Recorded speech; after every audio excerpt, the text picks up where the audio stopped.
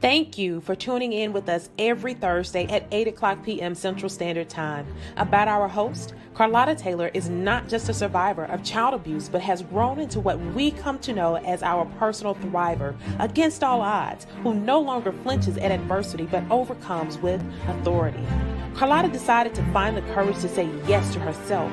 Miss Taylor has piece by piece faced her biggest adversary, the brokenness, and healed not only herself but has also affected thousands through her outreach and influence. Carlotta Taylor is the author of the best-selling book No More Flinching. Getting to the heart of the matter has always been what Carlotta is about. To keep in touch, text Carlotta to 888-111. It's time for the show to begin. It wouldn't be the same without you, because this is the place people bond worldwide, sharing powerful stories, prevailing over adversity. The heart of the matter is the people's joy. Now, turn your attention to our host, Carlotta Taylor, as the show begins.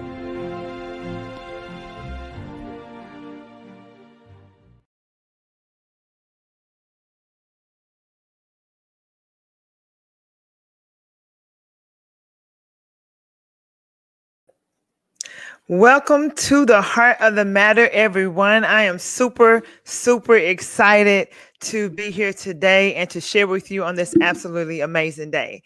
Sorry about the technical difficulties. I know for a fact something big is about to happen today. And I say that we're holding nothing back. And the reason why I say that, because I want to paint a picture for you today, okay? Have you ever been in a situation and you feel like your time was never going to come up, and you feel like, you know what? I don't know what's going to happen. I want to see a breakthrough. It's my time, it's my season, but I don't see it. It don't look like it. When I look out with my eyes, I don't see my time or my season. And it looks like ain't nothing happening for you, right? Have you been there before? I know I have. Now, today on the show, we were having the amazing Hermanie Pierre, my friend, actually. We call each other twin flames. We call each other twins. Even though we look nothing alike, we say we're twins, right? We're also familiar business partners, not directly, but in the same business. And so Hermanie is an amazing soul. However, I want you all to send some prayers up for her today, because she had a mishap, and I believe it's nothing majorly serious, but she's in a lot of pain. So let's send some prayers up for Hermanie. Let me tell you what my girl did. She said, you know, I can't be on the show, but I have somebody. Can you interview her? Y'all got to feel this. Y'all got to feel this right now. See, it looked like Hermanie was going to be spotlighted on the heart of the matter, but lo and behold, at the last minute, somebody got a message that said, can you show up? And just like that guy came in and said, I'm going to elevate you right now. Your story is getting ready to be told right now. Are you ready? So I want to ask you, are you ready today? Because we have an amazing guest. And yes, I'm going to bring her up really quickly in just a few moments. But I want to say thank you to Martial Arts Academy for sponsoring today's episode of The Heart of the Matter. I truly thank you. And listen, get your heart and mind ready to hear this amazing story. I had the opportunity to 20 minutes right before the show started. I mean, this was like right quick. And I got the little nuggets, and I said, ooh, I know why. It had to be you. This queen name is Sophia Coulanges, and I hope I got it right. Coulanges. Share this live, people.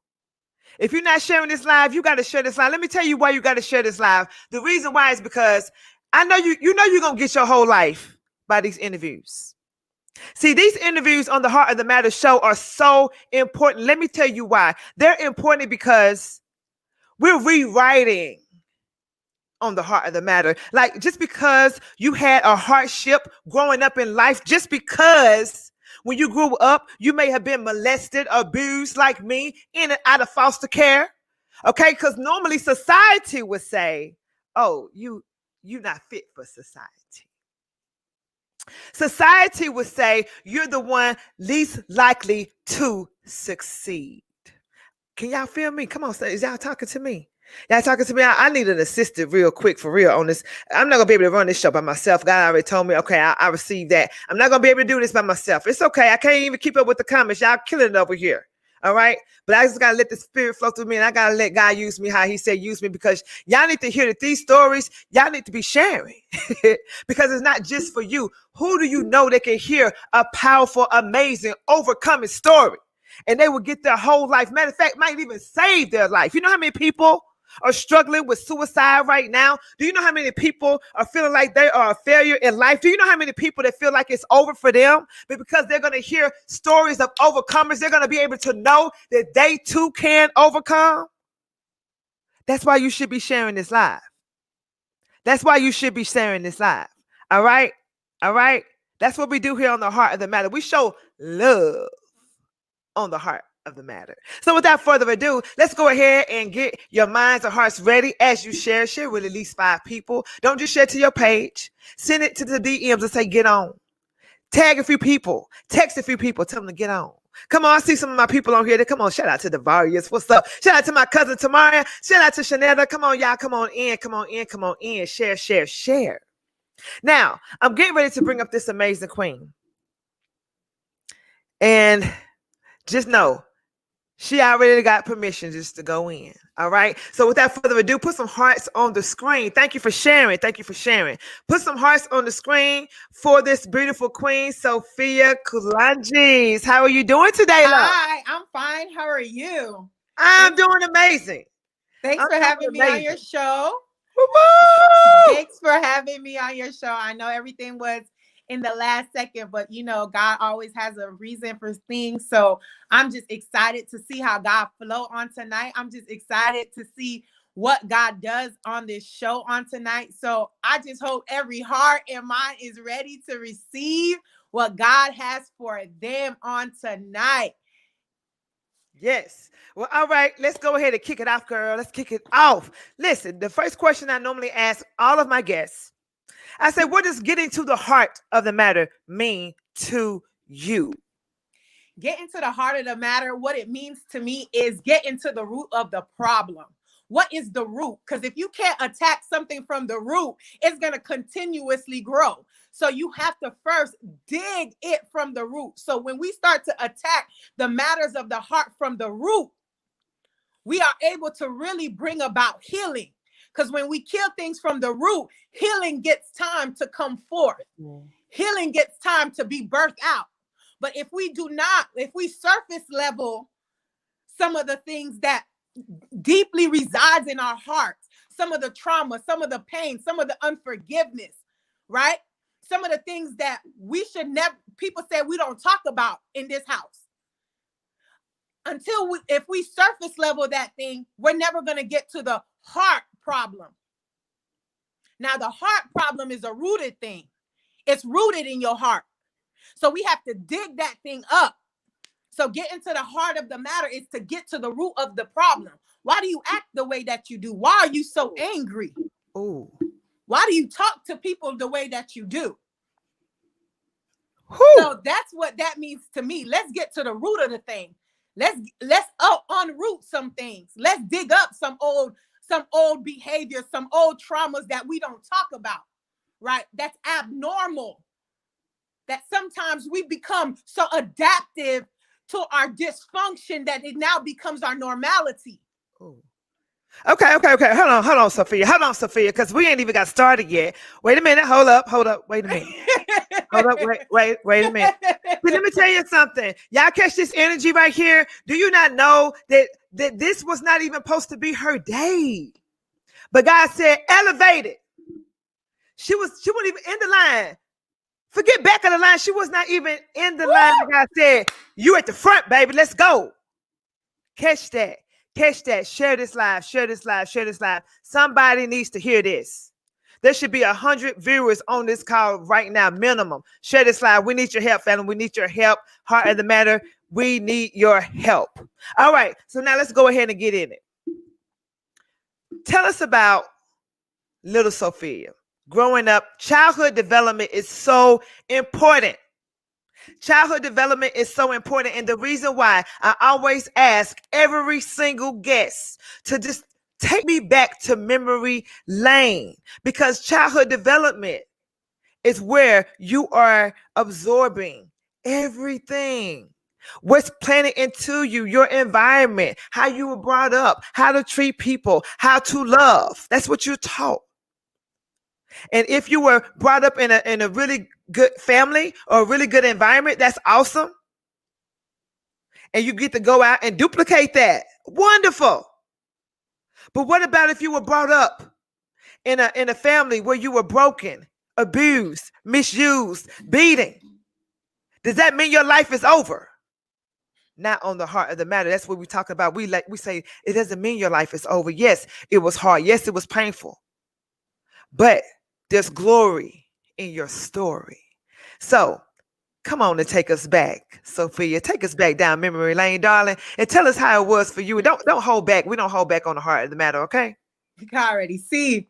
Okay, I'm really excited, and I'm really blessed that you saying let's go back, because oftentimes we're bandaging and trying to fix our present. But in order for you to get to where you are now, what happened from the back? Like, take me back. So let me take you there. So I am the second oldest in 5 siblings. I am the darkest one out of all my siblings, right? And that was a very big problem for me growing up. Growing up, got made fun of. I got picked on for my skin color. I got bullied for my skin color. So I hated it. Not only that, when I was 7, I got molested. And I got molested because I asked for something. And when I asked my father for the money for the field trip, he didn't give it to me. Some guy was living at our house in the moment, and he said he would give it to me. So I'm a 7-year-old kid ready to go to the field trip, excited. I'm going to be with my friends. And at that moment, my innocence was stolen. Because I asked for field trip money that I didn't get. So the one thing that was so important to me, the one thing that I had, was taken from me. So growing up, now I had to defend me. I had to muster up the strength to defend me. This went on for 6 years. And oftentimes I felt like, where's my parents? Like, do you not see, or do you not understand that this is going on? Like, how do you not know when this person come around? I never want to be around them, but I'm the child you choose to send to the store with this person. Wow. Why is it every time this person come around, I'm quick to run to my room, but you're calling me out to come get something to give to this person? So a lot of times I resented my parents, because it's like, how do you have watch over me, but you don't understand that this is going on? And sometimes kids are speaking and the parents are not listening because they're so busy in their, oh, I gotta work, or I'm doing this, I'm trying to make the meal. When Billy come around, the child runs, but they still want the child to be around them. When the child attitude shift, when a person come around, that should alarm you as a parent. But I never got that. So as any other child, I started to act buck wild.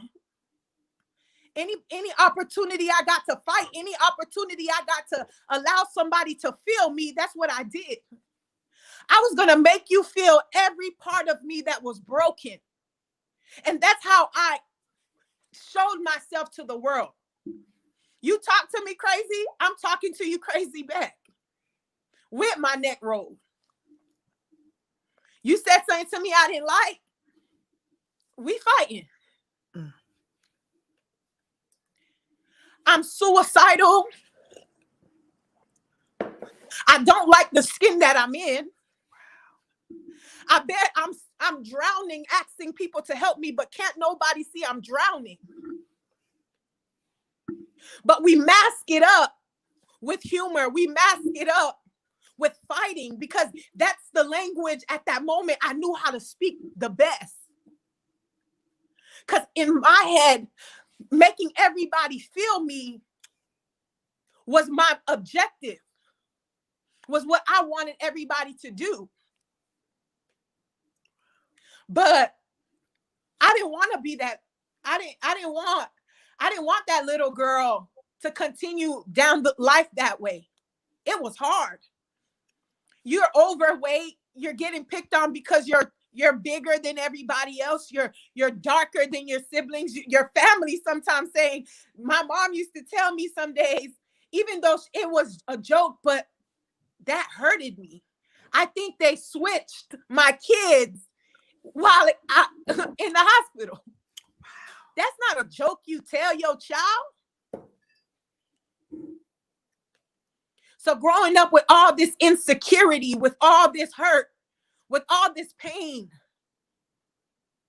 that was that little girl. That little girl developed into a monster. Wow. Oh, hold on. Let me intercede right here, right here. All right. So 7 years old, you were molested. And throughout your youth, you were the black sheep of the family. Correct. Picked on, picked Correct. out, ostracized, abandoned. And I can definitely relate to a lot of your story. A lot of your story. And my heart goes out to you. But I'm already, can y'all feel the shift? You know the shift is coming, but we're going to stay here just for a little bit. Because what I want to paint the picture of when that happened in your youth. Let's go up a few more years. Because obviously when things happen to you when you're young, as you're trying to find yourself through your teenage years and your young adult years, it's still rolling out. So take us through that rolling out phase. How did that trickle down before we get to the how you overcame part? How did that trickle down and unfold a lot of other stuff that came with that baggage? Talk to us. Whew. So that baggage came with a lot of fighting, came with a lot of verbal backlash, came with a lot of rebellion. I'm single, right? And I'm just saying this to get to my point. And it made me have a fear for men. It made me disgusted of them. Like, yuck, stay away from me. Like, I don't want, because if you have to give me something and I have to get something taken from me, you could keep what you got. So that was my mindset. So it was like, Sophia, boss up. Because right now your parents don't got you. You got to have you. So nobody was going to come steal from me no more. Nobody was going to come take from me no more. Period. So I had to learn how to fight. I had to learn how to stand 10 toes down. Because my parents wasn't going to take from me no more. Nobody in society was going to take from me no more. So I usually was very quiet, but it was like a quiet beast. Because the moment you said something I didn't like, I was ready to attack. I was ready to pounce on you. And I fell into pornography and masturbation. So my friends were like, hey, you don't want the boyfriends. You don't want this. You don't want to have, because they were cutting up when we was in school. And like, nah. So one of my friends introduced me to pornography and masturbation. And I got addicted to that thing. And when I mean, every time I was lonely, every time I felt like I wasn't wanted, every time I felt like that was my only friend. That was the only person I felt understood me.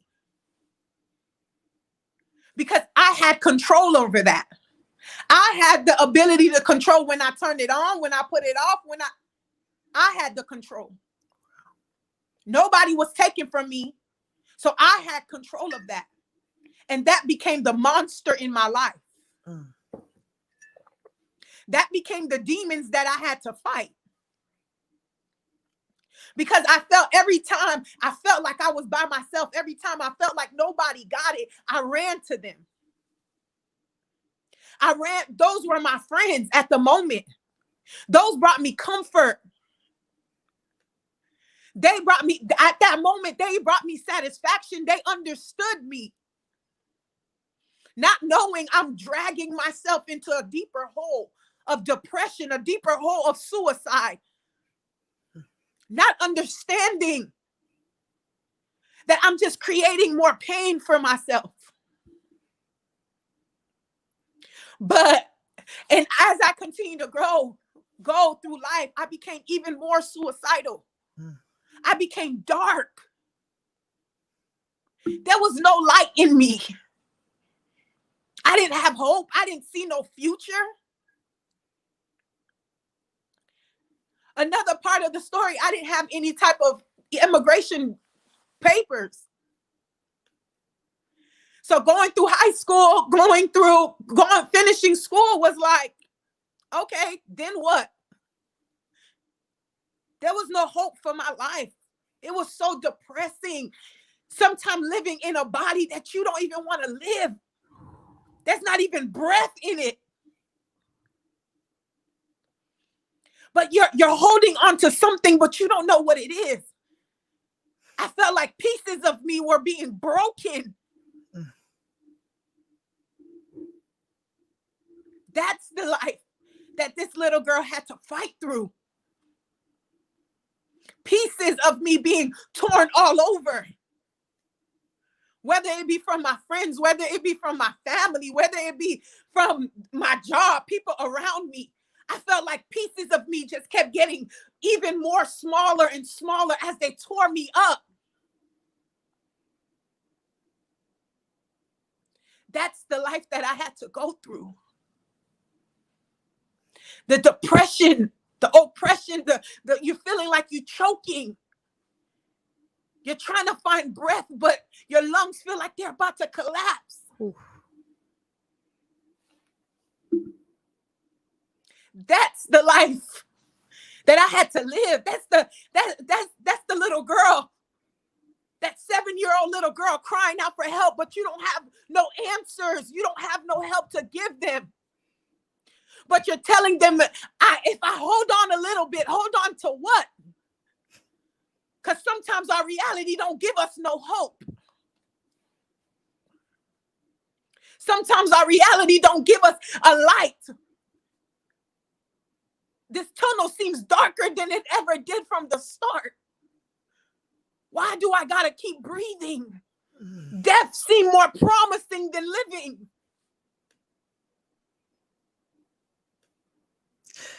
Sophia, wow, the transparency is real, and it makes everything so clear. That's why I just say trust God, because He knew that today was your day, that your story needed to be heard. And you all would not even believe this is her first interview ever. Okay, so your story had to be heard. I heard you say one thing. You're holding on, and you don't even know what you're holding on to. What were you holding on, and how were you holding on? Whew. Listen, when you raised in a household, you see glimpse of God. Why are you praying to somebody that's still allowing you to be broke? Why are you praying to somebody that some days you still can't pay your light bills, you still can't pay, we still don't have, right? But you're praying, you're trusting. I see my mom speaking in tongues. I see my mom every day, Sunday through Sunday in church, praying to this God. I'm like, okay, if you're so real, why did I have to go through this? If you're so real, where were you when I was 7? Where were you when I needed you? If you're so real. So I kind of started to combat with God. I started to to try to fight, to figure out your realness. How real were you?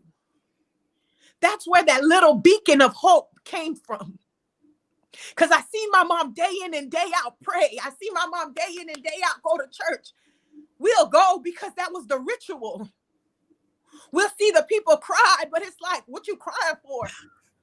Like, what are you crying for? Right. But then I'm like, something has to be real. Then that curiosity kicked in. Something had to be real. The Bible tells us he created the heavens and the earth. Okay, you put breath in me, so you have to be real. So instead of me trusting God, I started testing God. And oftentimes we got to test God in order to trust God. Because if you can't test it, how does it become real to you? Because I understood it from the perception of what my parents taught me. I needed that thing to become real to me. So I started to test the relationship that I needed to build. God, if you're so real, help me fix my life. Help me get this hurt. Send the help. Because if you don't send the help, I don't think I could go another day living in this life like this. So I started to hold on to the hope. I started to make that relationship personal to me because I needed the healing. I needed to be set free from this body. So I started to test God at his own word. You said, if I trust you, you said, if I have hope, faith, just a little bit of a mustard seed, this little bit of faith, God, send the help. Because I need to be rescued.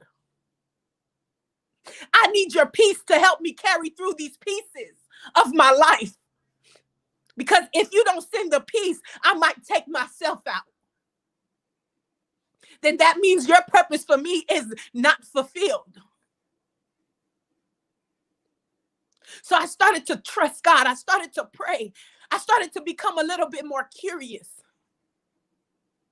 And then God sent the help. He sent this lady so crazy in my life. Okay. Hold up. Let me set the stage. So we're coming out now. You say you was holding on. You didn't know what you was holding on to. You watched your mother pray. You watched it. You see people crying, what you're crying for in church, or something got to be real. Everybody can't be faking. Everybody can't be putting on the show.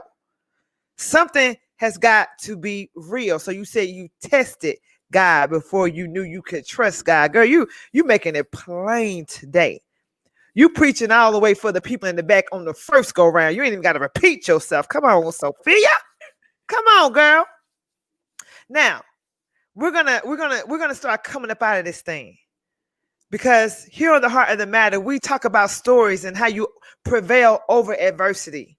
How you came out. You said you met somebody. I did. All right. Now let's roll out the red carpet for this somebody. Who is this somebody we're talking about, and break it down for us. Tell us how they helped you. Okay. So I started to go to this church. And when I started to go to this church called the United Church of God in Florida, and there's this lady, she was trying to start this group. Her name is Media. They call her Jazz, right? This lady is crazy, y'all. Like a good way crazy. And so she wanted to start this church group. And when she wanted to start this church group, she was like, oh, can you be a part of it? And I'm like, lady, I don't trust people. Who are you? Who sent you? Because you don't know me. I ain't with this whole churchy thing because I'm still trying to feel God. I'm still fighting my pornography and masturbation. Like I ain't fully in, and I'm not about to play with something I don't know, right? Because oftentimes we try to fake the funk. I want it to be healed for real. You can't want healing and still be trying to fake it. It's either you're going to be real with your demons or you're going to allow your demons to keep taking control of your life. Come on, girl. I knew the demons I was fighting. I don't want to touch clean things with my dirty hands because that's called cross-contamination. So when she came and presented herself, I was like, no, ma'am, you can have that. I'll come, but I ain't trust nobody. So from coming to coming, I came from being in the back to the middle, from the middle to the front row, from the front row to typing up her papers and stuff for her meetings every Monday, from me typing up her papers to becoming her assistant. Right. And I'm still like, God, what is your plan for me and this lady? I don't want to touch your stuff with my unclean hands. I need you to take this addiction away from me. But the only way we can get healing is if we talk about it. Because the enemy wants us to keep silent so he could have full control of our lives. He makes us think that it's shameful. He makes us feel guilty. Right? So I was like, I don't want to tell her my business because I don't trust nobody. That's the mindset of still being stuck. That's the mindset of not wanting to be unrooted in that sin. You still want to dwell in that sin. The Bible says to tell your neighbor, right? So that we can pray. Right? I understand that oftentimes we telling people that talk too much, but ask God for the discernment to send people in your life that's able to cover you when you're naked. Right? In that moment, she covered my nakedness. She helped me to pray. She affirmed me. She told me that God wasn't looking. God already knew that I committed these sins. He already forgiven me. I just need to learn the tools to not go back. And even if I do go back, she taught me that there was grace and forgiveness already waiting to wrap me up. But I never understood those things because every time I made a mistake as a child, I got a whooping. There was no grace there. So it was hard for me to accept the grace and the love of God because every time I did something as a child, I was ostracized. I was criticized. I felt guilty. I felt shameful. I didn't feel loved. I didn't feel that there was no grace. But she taught me that in the hands of God, there is grace. And even if I fall, that his hands are ready to wrap me up. So I began understanding the word. I began to hear the word. And I started to apply the word. It's one thing to hear something, and it's another thing to want to apply it to your life. Because anybody could hear the noise. We all could hear. He that have an ear could hear. But it takes one that can listen and apply to get deliverance. So I started to apply what I was listening to. I started to make it become my reality because the Bible tells us that the word became flesh. So I wanted the word to become flesh in my life. I wanted to be the product of the word of God. I wanted to be the product of the glory of God. So when she started teaching, I started to want more. In my quiet time, I wanted to learn who this God was. Why do you love me even when I do bad? Because my parents don't love me when I do something that makes them upset. I no longer wanted to treat this relationship as a friction, but I wanted relationship. I wanted intimacy because you see in me what I don't see in myself. So she started to teach me. And then, there's a season somebody come in your life and then there's a cutoff. They teach you. She's still in my life now. Glory be to God. I thank God for her. But there was a season God had to allow me to stand on my own. Take the training wheels off. Yep.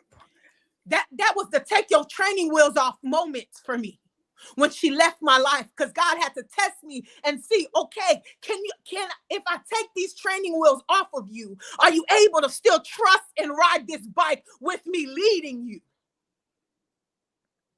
Because sometimes we make other people our gods when things start to happen in our lives because we think it's because of them. Whew. No devil in hell could take the glory of God over your life. So God had to take those training wheels off and see if I could ride my bike by myself. So I started to apply what I learned. Even though some days I fell off, I got back on that bike. Ooh. I started to say, God, teach me how to forgive. Teach me how to forgive my mom. Teach me how to forgive my dad. Teach me how to forgive the molester in my life that I still got to see when I go to family events. Teach me what forgiveness looks like. Teach me what love looks like, because the false perception of it that I have, it feels nasty. Ooh. It feels hurtful, God. God, I don't want that love. If that love has to hurt me, if that love has to make me feel like I have to give always, I don't want it. But teach me how to love like you, Lord. Ooh. Sophia, yes, we ma'am. We got to take a quick break. We'll be right back. Okay. Champion. Last one standing, you a champion. Anybody winning, you a champion. Everybody winning, you a champion. 24/7, nothing in between. All of this golden and turn me a king. To be the greatest, you gotta compete. Hot like the sun, I'm bringing the heat. One verse, one it can't stop. I was made to win, it was made as a copy. It's obvious, I bodied this. So if we top 10, I'ma top the list. Gotta do it for your team, put the city on the map. Never argue back, tell them look at the stats. No matter where you at, leave it all on the track. Cause winners gon' win and the losers gon' chat. Yeah, you can tell by my step on the field, I'm a champion. I'm Marshall Thompson, the Unknown Warrior, WKA MMA National Champion. If you want to be the best, come train with the best. Well, all right. Okay. So I already know, Sophia, you're going to have to come back a second time. There are so many layers to your story, and every word, every piece needs to be heard. You are so inspirational. And I thank you for just taking the gloves off today. I thank you for being very transparent, not holding back. All right. So now let's go in to where you start to transition. You had a person come in your life. They helped you. There was a cutoff season. And so I love the way you said it was a cutoff season, and it was temporarily cutoff season. Sometimes we think when the person is removed from our life, we think it's for forever. Correct. Think, okay, I cut you out quickly and it's over with. Well, see, you don't try to put it all in your hands. Just allow God to do his thing. And you said she came back in your life. That's a great thing. Help us understand, how did you go from broken to all of these things going on in your life? Abused, misused, ostracized, mistreated. You found God. God found you. He revealed himself to you. You began to trust God. And now I understand you got some things going on for you. So girl, you shaking and moving. Listen, Sophia is working on her PhD. Sophia is a published author. Am I correct? Yes, ma'am. Let's get into it, girl. Let's get into it. Take us from real quick, because we have less than 20 minutes for the rest of the show. So we really have about 16, 17 minutes. Okay. We have a lot of content to cover, but I want them to know, how did you go from where you were to saying, I want to give back. I want to write a book. I want to share my story. There's so many people who have amazing stories. That's why the comments are lighting up. And I hope you all are still sharing. Continue to share this live. If you're coming on, popping on, just share it. If you can't stay the whole time, just come back and catch the replay. But we would rather you catch the real play, okay? Because there's so much energy right here. But Sophia, if you would, take us down that path of how you connected the dots, you overcame, and now you're a published author. Tell us how that happened. Okay, so this happened because therapy works. Simple. It sounds hard, but the equation is simple. Therapy works. When I was in college, I remember I had a breakdown, and I went to the school counseling, and the lady said, forgiveness doesn't free the person, it sets you free. What? I said, what? She said, forgiveness is not for the person, it's for you. So I said, really? How do I do it? She said, start writing forgiveness letters. I said, huh? Do I gotta give these letters to people? I was like, I don't want to give these. She was like, no, keep them for yourself. If you feel led to give them, you do that. But if you don't, you hold them for yourself and allow freedom to start to take root in your life. So I said, okay. So I took a journal and I started to journal. Journaling became my outlet. I leave 100% of myself on college rule paper. You hear me? 100% of myself on college rule paper. So I started to journal in my journaling. And I just started to talk about all these things that I've went through. And when I started to talk, I remember one day I was working overnight, and I heard, we're going to turn this into a book. I looked at the nurse. I was like, did you just say something to me? And then he was like, no, girl, are you hearing things? And then I was just like, no, I just heard, because I used to journal. It's nighttime. I had to stay up. And he was just like, I was like, I'm writing, and I heard you're going to turn this into a book. And I said, he was like, you should. And then I said, no, I don't want people to know my business. And then in that same instant, as I released those words, I heard, it's about to set other people free. It's not about you. It never been about you. And I was like, yo, wait a minute. I don't want people to know our business. I'm really personal. So I started writing this book in 2015 because I still had that stuck mindset. When God's trying to elevate you, right? And he's trying to take you from one position to another, he needs your mindset to match your position. But sometimes our mindset is still stuck, and we got to allow it to catch up to where God is about to take us. And my mindset was still stuck. It's all about me. Why me? That victim mindset. When God's like, I already freed you. You are a victor, not a victim anymore. So I need your mindset to come up. So I said, wait a minute. Okay. So I started to write. 2015, 2016, I kept writing. 2017, I stopped. I stopped because it was a lot. Because when you write, you have to relive those things. And some things I didn't want to relive no more. I wanted them to be buried. I didn't want to deal with them anymore. So in 2018, God gave me, he said, okay, I got you. I'm going to give you a break. You know, I was working on my bachelor's at that time. And then he allowed me to have that year free. 2018 came master's degree. He said, pick it back up. I said, for what? Like, why? Why do you want me to? I'm doing my master's. I'm trying to focus. I'm trying to finish. He said, pick it back up. So I picked it back up. Obedience opened the doors, gives you access. Obedience gives you keys of access, right? So I picked it back up and I started to write. Not only did I have more things to dig up, to uproot, that he was trying to keep me, because sometimes our attitudes are from what Bobo and them did. So he was like, I need you to fix your attitude before I could take you anywhere. That neck rope, no, you can't talk to people like that. You can't treat people like that. You can't treat people bad because they hurt you. You still got to love on them. So there were things he still had to be teaching me. I still had to unlearn so he can reteach me. So in 2019, I moved to Texas. And then he said, it's done.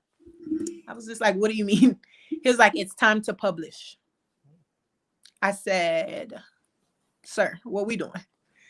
So I started to work on it and I just put it out there because at that moment, the test was done. He said, I could trust you. I could trust that what you went through, you endured. The Bible says it's not given to the swift, to the one who can do it fast, but the one who can endure. Your character was built through this thing. Your faith was tested. It was purified through this thing. I need you to tell my people the same thing can happen to them. It's time to publish and release. Because this is no longer about you. Now it's time to go heal my people. And that's why the missing piece, right, is the book title. I didn't have any peace in my life. That serenity, no. My life was pieces of things, shattered pieces, broken crayons. Oftentimes I said, can these pieces ever look or be recreated to become something? Can these crayons still color? God had to tell me these crayons can still color and they're going to color for even more beautifully. So I had to trust the word of God, even when I didn't, in times when I didn't even believe that the word would work. So my healing started, my healing continued. And it's still in progress, because as we go through stages of our lives, as we go through pieces of our lives, we need a different type of refining. We need a different type of buffering. And oftentimes God said, yes, this is complete. You passed the test of this book. You passed the test, but there's other areas and levels of your life that I need to take you. So now you can release this because you have passed the test for it. You have gone through the fire for it. And God had to show me that in the pieces of your life, I still gave you peace to succumb, because you didn't know what you were holding on to. It was my peace that was keeping you through the pieces. It was my peace that was bringing you through those pieces. You didn't know what you was holding on to.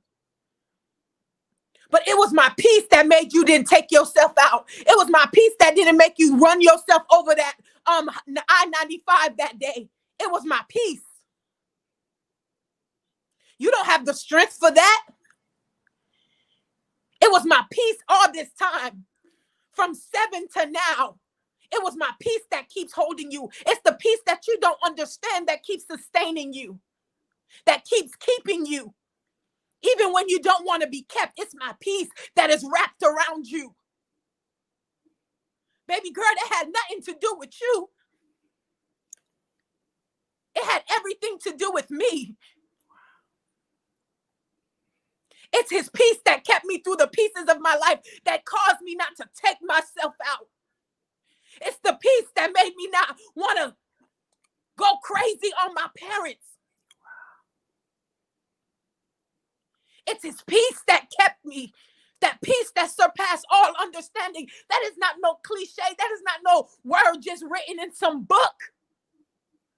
It's the serenity peace of the Lord when we're going through the storm, where we don't understand where the stillness is. But he says it's in the eyes of the storm that I am still. So he had to take me through the pieces of my life to understand what his peace looked like. Wow. Eye of the storm. Eye of the storm. That powerful, powerful, powerful. What can people expect to take away by purchasing your book, Sophia? Once again, what's the title of your book? It's called The Missing Piece. The Missing Piece. When our viewers and listeners get your book, what is that going to do for their life? It's going to cause them to want to transform. It's going to cause them to want to grip on God. If you didn't have no relationship with God, you're going to want to know who this God is. It's going to cause them to want to forgive, because forgiveness is not for the person. It sets you free. If you want to be chained up, wrapped up in bondage, you hold on to the unforgiveness. But if you want to be set free, you're going to take the practical steps that I provide in this book to cause yourself to unleash these chains, break free from these chains. It's going to cause you to want to forgive. It's going to cause you to want to heal that 7-year-old girl, that 10-year-old boy, that 25-year-old woman.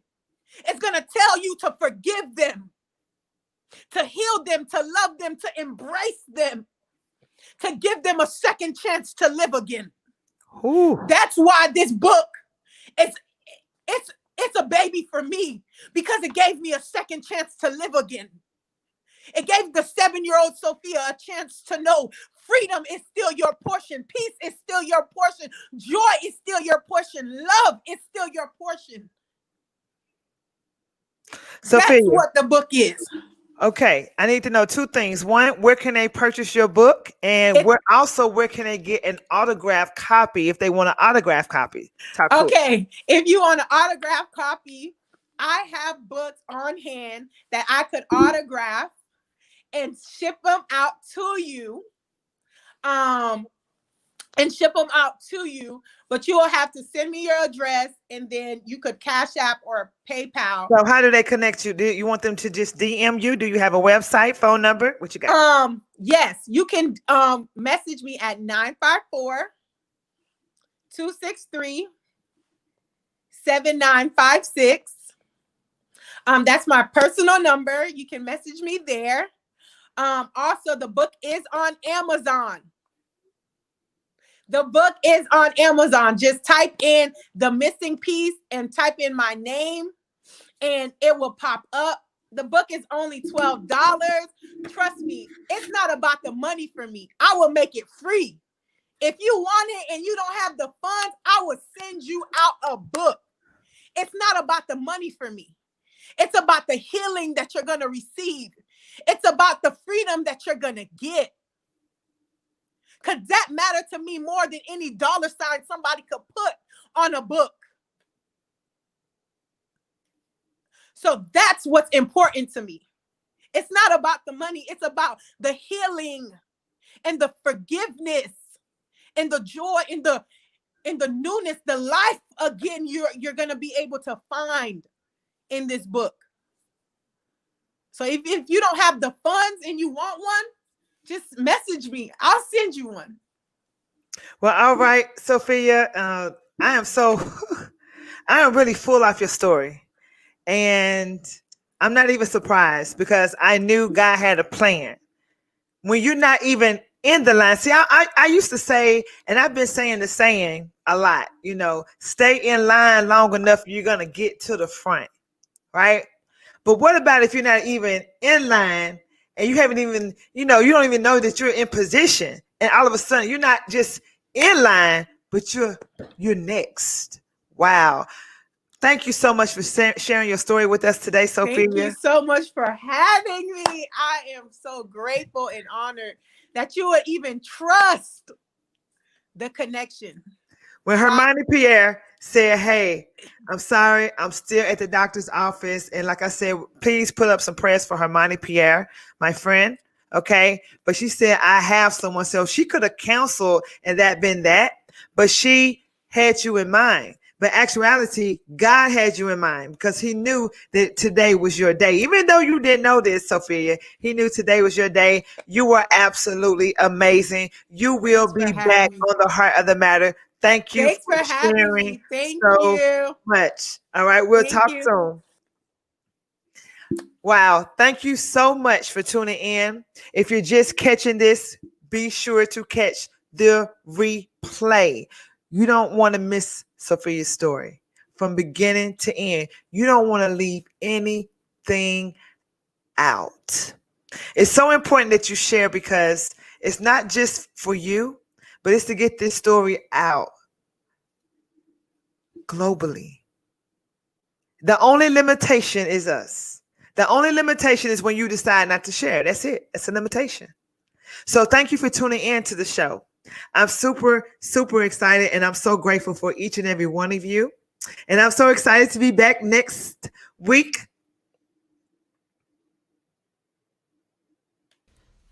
Thank you for tuning in to the Heart of the Matter. If you would like to sponsor an episode or be a guest on the show, email theheartofthemattershow@gmail.com. We look forward to seeing you next Thursday for another amazing episode.